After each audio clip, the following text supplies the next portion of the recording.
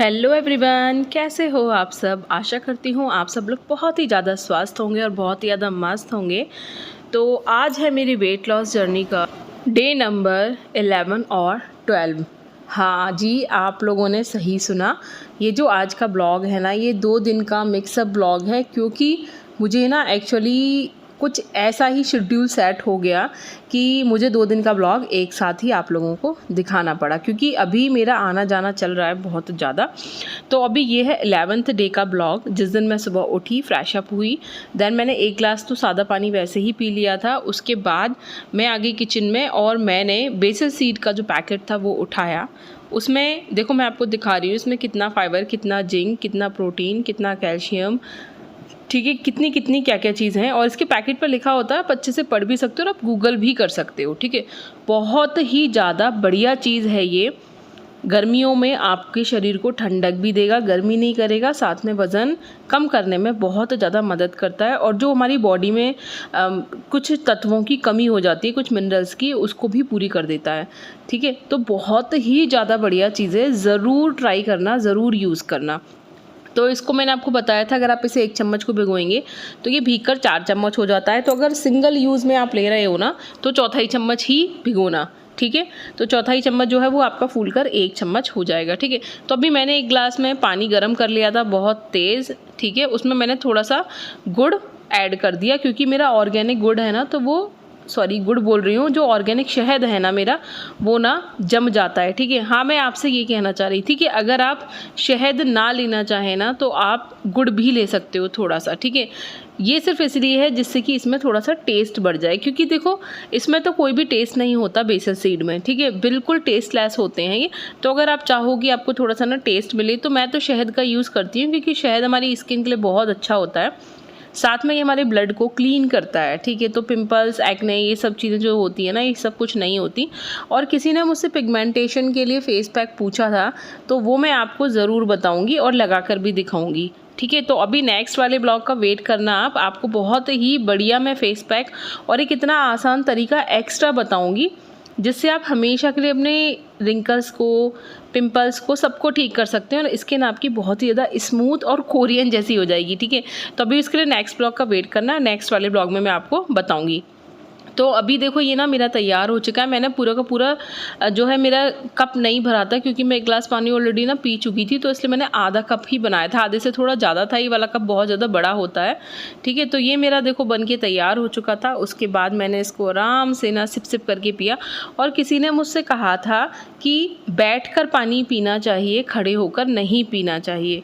ठीक है, तो देखो डियर, ऐसा कुछ नहीं होता कि खड़े होकर पानी नहीं पीना चाहिए या बैठ के पीना चाहिए। आप कैसे भी पी लो, कोई फ़र्क नहीं पड़ता। सोशल मीडिया पे क्या चीज़ कैसे फैलाई जाती है ना, उसमें से आधी चीज़ें सच होती हैं और आधी चीज़ें सच नहीं होती। बहुत सारे लोग ये कहते हैं कि खड़े होकर पानी पीने से पानी सीधे घुटनों में चला जाता है। ऐसा कैसे हो सकता है, मुझे ये बताइए। हाँ, ये बात मैं ज़रूर मानूंगी कि पानी को एक साथ गट-गट करके नहीं पीना चाहिए, पानी को घूट-घूट करके पीना चाहिए, एक-एक सिप ले लेके। ठीक है, वो आप खड़े होके पियो या फिर बैठ के पियो। एक घूंट मुंह में भरो, उसको पूरे के पूरे मुंह में घुमाओ, अच्छे से उसमें लार को मिक्स करो, देन आप उसको अंदर सटक जाओ। ठीक है, इस तरीके से पानी पीना चाहिए। लेकिन खड़े होके बैठकर इससे कोई भी फ़र्क नहीं पड़ता। तो हर चीज़ जो सोशल मीडिया पर फैलाई जा रही है, उस बातों में मत आओ। ठीक है, और घुटने में तो पानी पहुंच ही नहीं सकता, क्योंकि जो पानी आप पीते हो ना, वो आपकी आहार नाल में जाता है, तो वो आपके स्टमक में जाता है, यानी कि आमाशय में। तो वो घुटने में कैसे जाएगा, खुद ही सोच कर देखो। ठीक है, फिर वहाँ से एब्जॉर्ब होता है, बाकी के बॉडी ऑर्गन्स में जाता है, किडनी में जाता है, वहाँ से निकल जाता है। तो अब इससे ज़्यादा डिटेल में साइंस में आप लोगों को क्या समझाऊं। तो बस मैं आप सब लोगों से यही कहूँगी कि अपना दिमाग, आँख, नाक, कान सब कुछ खोल कर चीज़ों को फॉलो किया करो भाई। इतना समझ रखो, ठीक है, कि कोई अगर कुछ भी कह रहा है तो हर चीज़ पे विश्वास मत करो, थोड़ा सा दिमाग चलाओ, थोड़ा सा सोचो इन सब चीज़ों को, ठीक है। अब सुबह सुबह ब्रेकफास्ट में मैं बना रही थी काले चने की चाट। यार अभी खीरा टमाटर बहुत सस्ता हो गया, हर चीज़ में खूब सारा डाल के खाओ, क्योंकि इसमें कैलोरी बहुत कम होती है, बिल्कुल ना के बराबर। ये समझ लो कि ये होते हैं 0 कैलोरी फूड, ठीक है। तो आप खूब खाओ इसे, आपका पेट अच्छे से क्लीन होगा, कैलोरी कम जाएगी, तो जल्दी पतले हो जाओगे। इसीलिए गर्मियों में लोग अच्छे से पतले हो पाते हैं, क्योंकि हम कम कैलोरी वाली चीज़ों को खा सकते हैं। तो इसके लिए मैंने चने को बॉईल कर लिया था, उसमें खीरा, टमाटर, प्याज, हरी मिर्च, हरा धनिया सब डाल लिया, सेंधा नमक, काला नमक, चना मसाला, भुना हुआ हींग, जीरा, ठीक है, जो भी आपका मन करे वो सब कुछ ऐड कर लो। चटनी भी ऐड कर सकते हो, जैसा आपको फ्लेवर पसंद हो वैसा। नींबू पसंद हो तो नींबू भी ऐड कर लो। मैं नींबू थोड़ा सा कम खाती हूँ, मुझे थोड़ा कम सूट करता है नींबू, तो मैं हर चीज़ में नींबू नहीं खाती, मैं खाती हूँ टमाटर हर चीज़ में डालकर। तो ये तैयार हो चुकी थी, क्योंकि पतिदेव प्याज नहीं खाते ना, तो उनकी चना चाट बनाकर अलग निकाल के उसके बाद मैंने इसमें प्याज ऐड की थी, ठीक है।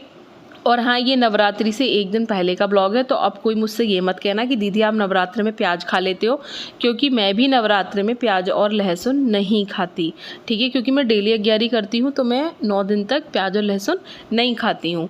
लेकिन ये एक दिन पहले का ब्लॉग है, क्योंकि मेरे को एडिटिंग करने में थोड़ा सा समय लग गया, क्योंकि मेरा आना जाना इस वक्त कुछ ज़्यादा ही हो रहा है, और एडिटिंग करने के लिए भी ना समय चाहिए होता है। आज जिस दिन आपको ये ब्लॉग मिलेगा, मुझे उस दिन भी शाम को एक फंक्शन में जाना है, और मेरा आज का मंडे का फास्ट है।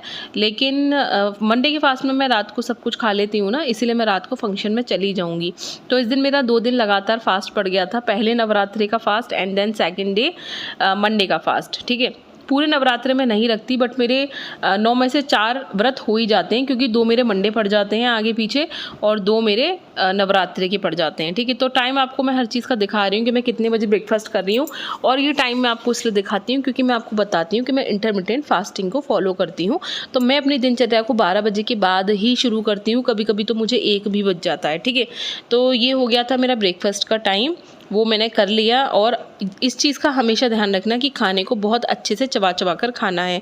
और आप लोग सोच रहे होंगे कि आज की वीडियो में भी मैंने एक्सरसाइज नहीं की। हाँ जी, मैं नहीं कर पाई, क्योंकि मेरी भागा दौड़ी इतनी ज़्यादा हो रही है कि उसी से मेरी एक्सरसाइज हो गई, तो मुझे एक्स्ट्रा एक्सरसाइज का टाइम नहीं मिला। बट मैंने नेक्स्ट डे वॉक की है, वॉक मैं डेली करती हूँ, वो मेरी स्किप नहीं होती, बट कभी कभी ऐसा होता है कि वो शूट नहीं हो पाती, ठीक है। तो वॉक तो आपको डेली ही करना है, बस एक्सरसाइज मेरे को ना थोड़ा सा शूट करना पड़ता है। और जो मैं चलते फिरते वाली एक्सरसाइज करती हूँ ना, वो मैं शूट नहीं करती, क्योंकि कर ही नहीं पाती ना, हर वक्त ध्यान नहीं होता कि मैं कैमरा लगाना है हर जगह पर, ठीक है। तो आपको इस चीज़ का ध्यान रखना है कि डेली एक्सरसाइज और डेली वॉक आपको ज़रूर करनी है। और मुझे ना 10 दिन में काफ़ी अंतर नज़र आ रहा है, तो मैं आप लोगों को नेक्स्ट वाले ब्लॉग में कपड़ों से दिखाऊंगी कि कितना अंतर लग रहा है मुझे, ठीक है। तो नेक्स्ट वाले ब्लॉग का भी वेट करना। अभी दोपहर के लंच में मैंने बनाई थी खिचड़ी, ठीक है, जिसमें कि मैंने हरी वाली मूंग की दाल लिए थे, चावल लिए थे, मटर ली थी, आलू ली थी, ठीक है। और उसमें हींग, जीरा, मिर्च, इन सब चीज़ों का तड़का मार के, नमक डाल के मैंने छोंक लिया था, और इसको खाया था 1 कटोरी दही के साथ। बट मैं बता रही हूँ ना आपको, कभी कभी ऐसा होता है कि हड़बड़ी में, जैसे कि मेहमान आ गए, गेस्ट आ गए घर पे, तो मुझे क्या होता है कि ना नीचे दौड़ के जाना पड़ता है, जैसे सासू माँ के पास। जैसे नीचे ही सासू माँ के पास ही सब लोग ज़्यादातर बैठना पसंद करते हैं, क्योंकि वो घर की बड़ी हैं, तो ये भागा दौड़ी नहीं हो पाती कि सब ऊपर अलग आए नीचे अलग बैठें, तो मैं नीचे ही चली जाती हूँ। तो इस भागा दौड़ी में ना मैं वो खिचड़ी वाली जो वीडियो थी वो शूट करना ही भूल गई, जो मैंने खाना खाया, क्योंकि कभी कभी जल्दीबाजी में ना ऐसा हो जाता है, ठीक है। फिर यहाँ से शुरू है मेरा नेक्स्ट डे का ब्लॉग, यानी कि डे नंबर 12, ठीक है, जिसमें मैं सुबह उठी, नहा के घर के साफ़ सफाई, झाड़ू पोछा सब कुछ करके पहले ऊपर पूजा की, फिर मैं नीचे गई अग्यारी करने के लिए, साथ में फिर मैं मंदिर गई थी, और फिर मंदिर से आके मैंने बनाई चाय, ठीक है। और ये मैं चाय पी रही थी, ठीक है, क्योंकि फास्ट था ना, तो फास्ट में मैं कुछ भी नहीं खाती हूँ। मैं सुबह ब्रेकफास्ट में लेती हूँ चाय, दोपहर के लंच में मैंने खाए थे केले और खजूर, ठीक है, जो कि मैंने शूट नहीं किया, क्योंकि मैं आपको हर ब्लॉग में दिखाती हूँ कि मैं फ्रूट्स खाती हूँ। फ्रूट्स के अलावा मैं दोपहर के लंच में कुछ भी नहीं खाती।